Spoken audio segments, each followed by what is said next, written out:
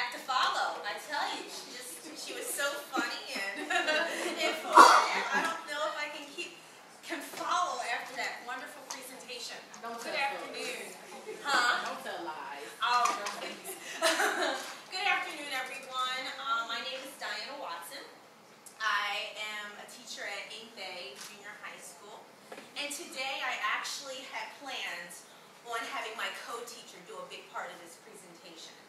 Because I'm thinking the whole 3 days you're going to hear nothing but the foreign teachers talking about, this is what we teach, this is how we teach it, you know, this is what I hate about Taiwan, this is what I love about Taiwan.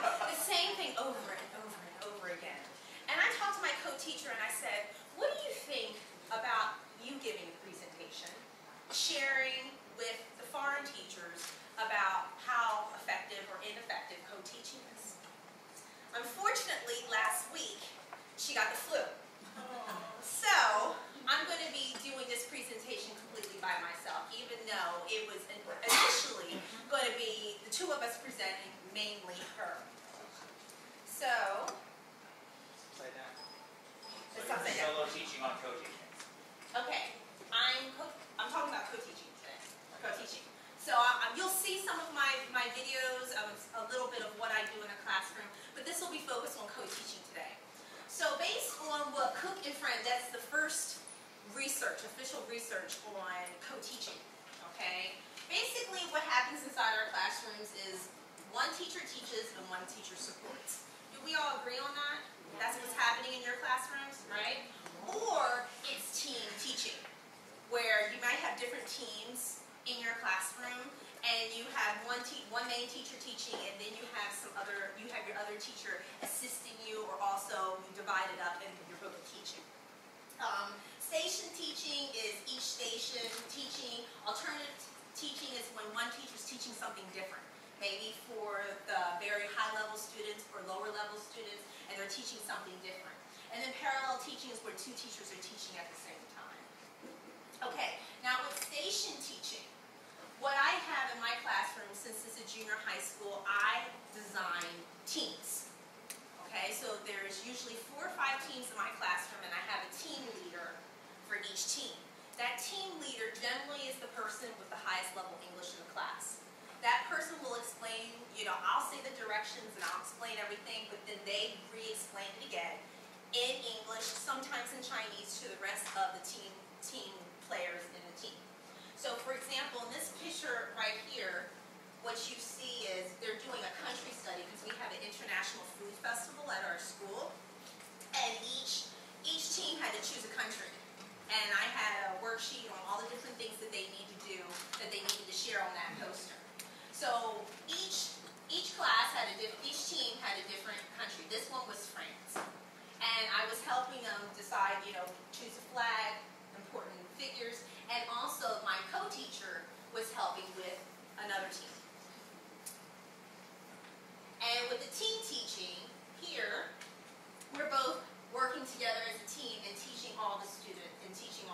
So I'm teaching, and she's also teaching. I think I have an example of that on a video that I can show you in a second. I'm teaching here, and then in the back of the room is the other teacher supporting, should I need help. Okay, so let me show you an example right here. Now this is a game that we're doing. Thanksgiving words. Guess that picture. Thanksgiving words. Yes. Thanksgiving words. Play a quick game. It's called Guess That Picture. Everyone repeat after me. Guess that picture. We play this game called Guess That Picture. And with this game, who's talking?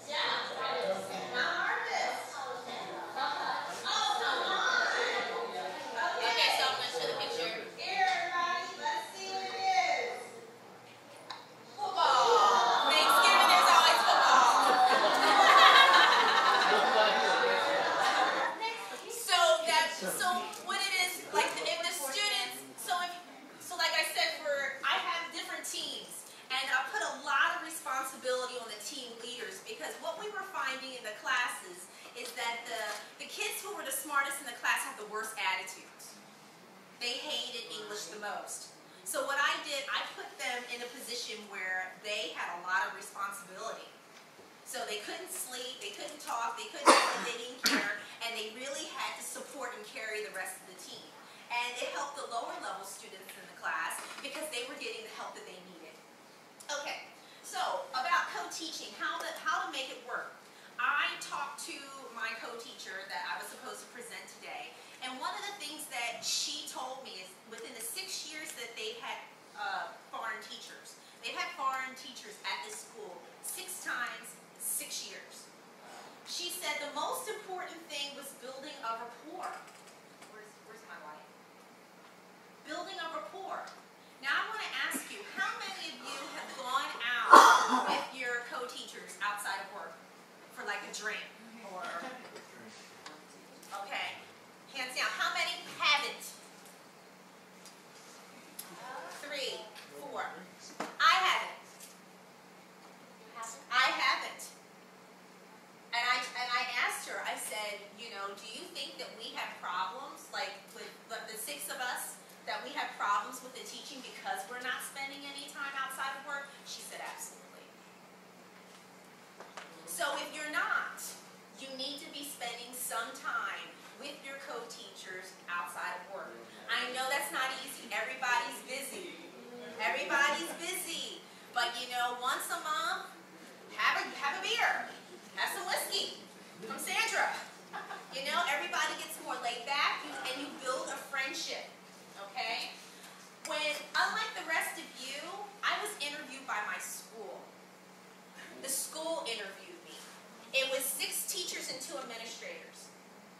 Needless to say, they should have warned me in advance. 8 people around the table and it was just me.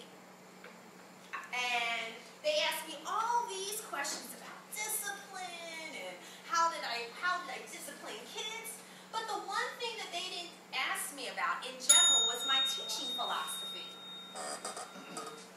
And this became an issue when we were teaching in the class. One of the first things they were saying to me was, you know, Diana, you're reviewing too much. We've got to keep things new and fresh every single class. I said, no, that's not proper teaching. Proper teaching is teaching and reviewing and applying and doing it again and again, so then the kids can synthesize and use it one day. So there was a difference between the Chinese teachers and the foreign teachers' teaching philosophies. Okay? The chemistry. Our personalities. Sometimes our personalities just don't connect. Communication. As Sandra was talking about before, sometimes when we're teaching, we're used to being very, very vocal and just saying exactly how we think and feel, and not really paying much attention to how the Taiwanese teachers' feelings are. And it's really a two-way street, and trying to understand what is their teaching philosophy, how do they feel, what kind of pressures do they have. Amber's talking about all the pressures she has in the United States. Our Taiwanese English teachers have a lot of those same pressures. We don't have them, but they do. Okay? And then just the expectations. Do they just want us to teach phonics all the time? Or is there other things? Okay? So, you know, I know I only have 5 minutes, so I want to get through this really quickly, but I want to encourage all of you, I'll say what Shirley would say, is to build a rapport with your co-teachers. If you start a friendship with them, you're much more likely to have a good relationship with them. Much more likely. Okay? Talk about your teaching philosophies. They generally know about Western teaching philosophy, but you still really have to talk and share. Because it wasn't until we sat down and we're going to do this presentation where she said, you know, I know that I believe in stronger discipline, but look at the way American children are. It's good that we have strong discipline. And I said, you know what? Yeah, you're right. Maybe there's some kind of a way that we can, you know, make a compromise, right? Grades. She said, Diana, you don't understand. If we don't constantly share new material, if we are not constantly challenging students, the kids will not respect us. This is a Taiwanese teacher's reality. One of my co-teachers came up to me and said a student challenged her. She said, why do you never listen to my class, but you always listen to Teacher Diana's class? And he said, because she's the foreigner and she speaks good English and you don't. So right away, she had to start nailing him with questions. You know, where are you from? What do you do? Da-da-da-da-da, like constantly. And he's just like, oh, giving her one, yes, no, no, no, yes, yes. She's like, not one answer, you give me a sentence right now. And then the next class, she told me what happened. And she said, these are the things, you know, this is kind of some of the issues that we deal with having a foreign teacher. Like sometimes they'll only focus on the foreign teacher's English class, and they don't care about the Taiwanese English teacher's class, or vice versa. So if you get a chance to really talk and communicate with your teacher, you can find out these things. Okay? We care so much about attitude and participation. We don't care about grades, right? But the Taiwanese teacher care about the grades. They care about the test, they care about the grades. Why? Because the parents do, the principals do. So trying to make a compromise with those two things. Like I said, chemistry, oh, look at that. That was a great performance. Did anyone see that? Yes. Beyonce and Prince, yes. Chemistry is everything. And then of course, communication, making sure that it's effective. I had some issues with some of my teachers, and just making sure the body language, having some time to talk afterwards and everything. Making sure you make clear expectations, communicate, communicate, communicate. And here's a picture of her and me together. So, if you have questions, please share them with me. Thank you.